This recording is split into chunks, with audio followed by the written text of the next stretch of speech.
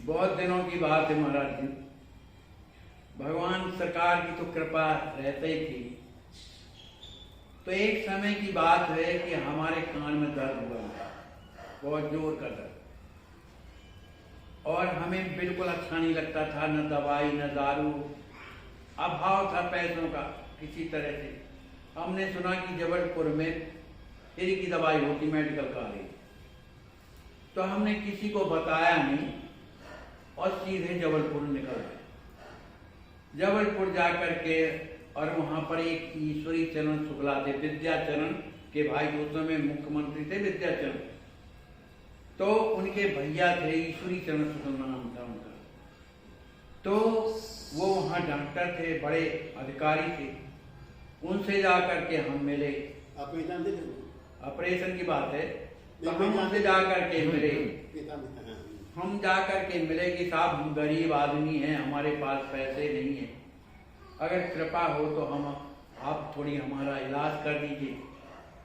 तो उनको दया आ गई, उन्होंने कहा ठीक है कल सुबह आ जाना 9 बजे।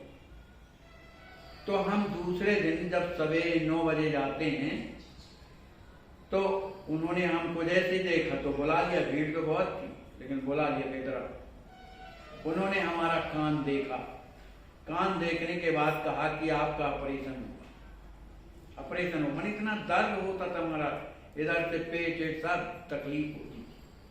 कहा तुम्हारा बेटा ऑपरेशन होगा, तो एक काम करना कि कल किसी को साथ में लेते आना जो तुम्हारे रिश्तेदार कोई हो।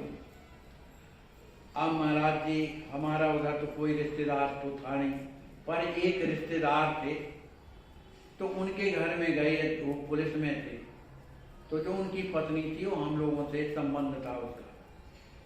तो उससे हमने कहा कि भाई कल हमारा ऑपरेशन होना है और हम आज जा करके एडमिट होंगे अस्पताल में रात में, तो आप लोग सुबह आ जाइएगा, क्योंकि उन डॉक्टर साहब ने कहा कि एक आदमी जरूरी है, तो आप आ जाइएगा।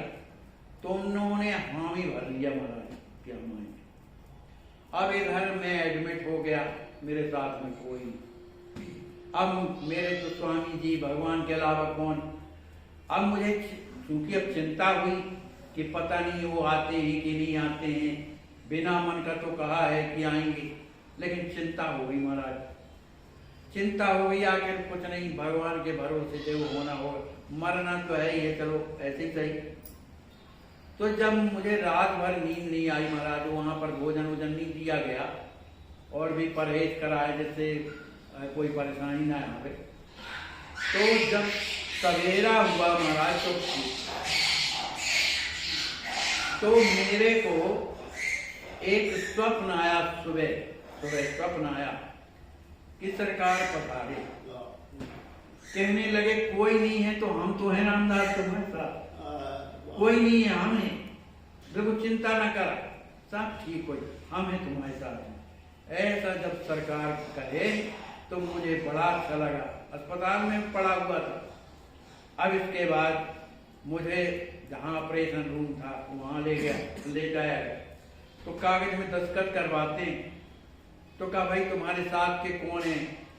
तो मैंने उन्हीं डॉक्टर से साहब से कहा कि साहब अब आप ही लोग हैं हमारे, और तो कोई है नहीं। एक को हमने बुलाया था, नहीं आए, क्या करें, अब आप ही। कहा तो भैया तुम ही दस्तखत कर दो। तो हमने दस्तखत कर दिया। इसके बाद फिर हमको बेहोश किया गया, इधर हड्डी काटी गई महाराज, अंदर से ऑपरेशन किया है। अब साथ में कोई नहीं, बड़ा ऑपरेशन था, एक दिन में होश तो आना नहीं था। तो उन डॉक्टर साहब ने एक नर्स को हमारे सेवा के लिए वहीं पलंग में बैठा दिया। वो जात की क्या नाम से वो होते ना, एक कुर्मी पटेल, तो वो लड़की थी, तो पढ़ने वाली लड़की थी कि भाई जब तक इनको होश ना आए जब तक तुम इनके पास रहो। तो बेचारी रात भर बैठी रही। दूसरा दिन जब हुआ महाराज तो मेरे को आंखें धीरे धीरे खुल रही थी, मेरे को पूरा बिल्डिंग जो है घूमती हुई नजर आ रही थी। तो मेरी आवाज भी नहीं निकल रही थी महाराज। तो मैंने धीरे से पूछा भाई मैं कहाँ हूँ, ऐसा कुछ मैं बोला। तो वो जो लड़की थी उस मेरे सिर में हाथ धर के बोली, भैया घबराओ नहीं, तुम्हारा ऑपरेशन हुआ है ना, जबलपुर में भर्ती हो।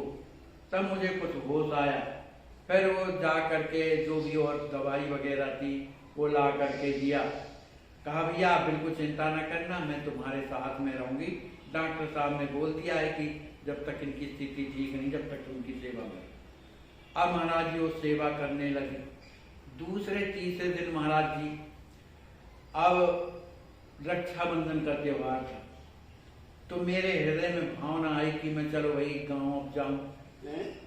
तो मैंने उस लड़की से कहा, मैंने कहा बहन जी मेरी इच्छा हो रही कि घर जाऊं।